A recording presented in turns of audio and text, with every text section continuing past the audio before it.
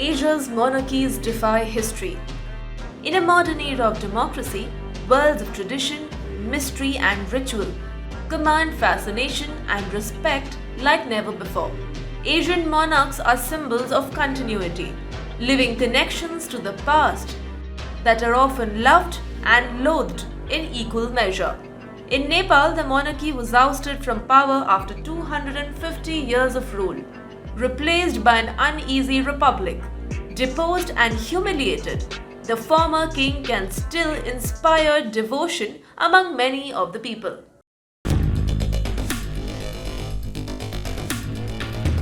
The story of the Shahs is one of murder, intrigue, genius, and madness. And the final act in this blood-soaked drama was the assassination of the king and queen by their son, the heir to the throne. The history of the Shahs is the history of Nepal, a history that still divides the nation to this day. National security, international matters of importance.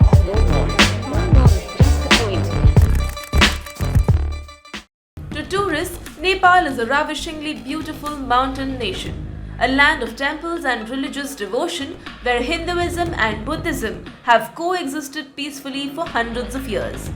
This is the most ethnically diverse country in Asia, where dozens of cultures have lived in harmony for centuries. But this harmony has never been reflected in the history of its royal family. Nepal's royal drama centers around the capital of Nepal, Kathmandu, the cradle of power and the focus of the country's politics.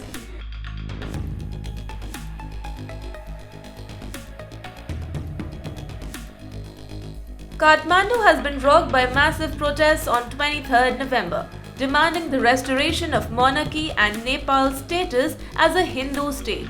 Traffic was halted and Nepal police was forced to use physical force to disperse the rivaling groups who violently engaged each other in the streets of the capital city. Stones were pelted and vehicles were rampaged on a day that witnessed separate pre-planned marches by the two opposing fronts in Kathmandu, leading to violence. The demonstrators also clashed with cadres of the opposition Communist Party of Nepal. The movement is led by maverick businessman Durga Prasad, who is demanding that the coalition government headed by Prime Minister Pushpa Kamal Dahal, who is better known as Prachanda, steps down. Prasad wants Nepal's current constitution that was adopted in 2015 be replaced with the 1990 constitution that was promulgated by the then King Birendra. The 1990 constitution, which was repealed in 2007 and ultimately replaced by the 2015 constitution, paved the way for the Himalayan kingdom turning into a constitutional monarchy with an elected parliament and human and political rights enshrined in the constitution. The momentum that Prasad's movement has gained over the past few weeks has caught the political, bureaucratic and security establishments in Nepal by surprise. The movement is now posing a real threat to the government and the current political order.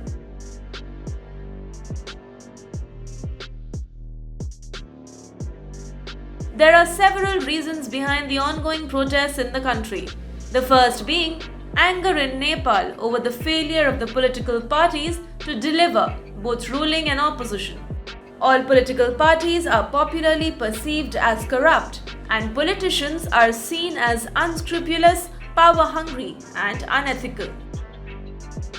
Second, Nepal is beset with acute unemployment, which, along with galloping inflation, a crippling financial crisis, and poor governance, has generated public anger against the system. Third, lakhs of people all over the country have been robbed of their hard-earned savings by cooperatives and microfinance companies that have powerful politicians as their patrons. This has also generated a wave of anger. Fourth, the angry and disgruntled masses of Nepal, staring at a bleak future, have started believing that a constitutional monarchy would be best suited for the country. The overwhelmingly Hindu population of the country look upon the king as a living embodiment of Lord Vishnu. They believe that the unceremonious overthrow of King Gyanendra in 2008 was bad for the country. Not to forget, resentment among large sections of Hindus is also growing over the country turning secular in 2007. This change of status from a Hindu Rashtra opened the doors to Christian and Muslim evangelists who have, taking advantage of poverty in the country, converted many to Christianity and Islam through allurements. That is creating social tensions with the new converts even attacking Hindu places of worship. That is why the demand for making Nepal a Hindu Rashtra once again is gaining traction.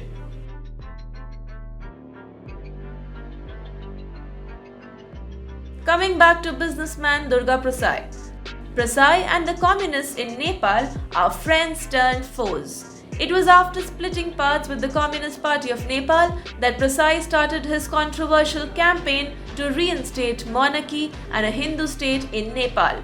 In an effort to win over the citizens of Nepal, Prasai has alleged that UML Supremo Sharma Oli owns property worth billions of rupees abroad and has investments in Cambodia. The development took an ugly turn when the UML's Youth Association Nepal smeared black soot on Prasai on 9th of October.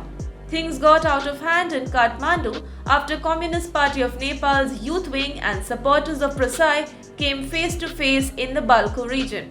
According to media reports, trouble began when Prasai's supporters pelted stones at a motorcycle rally by the Communist Party cadres. Not only the two-wheelers used by the demonstrators, but those parked on the roadside were also reportedly damaged by the pro-monarchy mob. Tear gas and water cannons were used by the cops to disperse Prasai's supporters. The situation was brought under control after police units in riot gear interfered. The Nepal police have reportedly accused Prasai of inciting the crowd. What remains to be seen is, will the pressure of royalists bring back Raaj-Tantra in Nepal and reinstate the king's rule once again?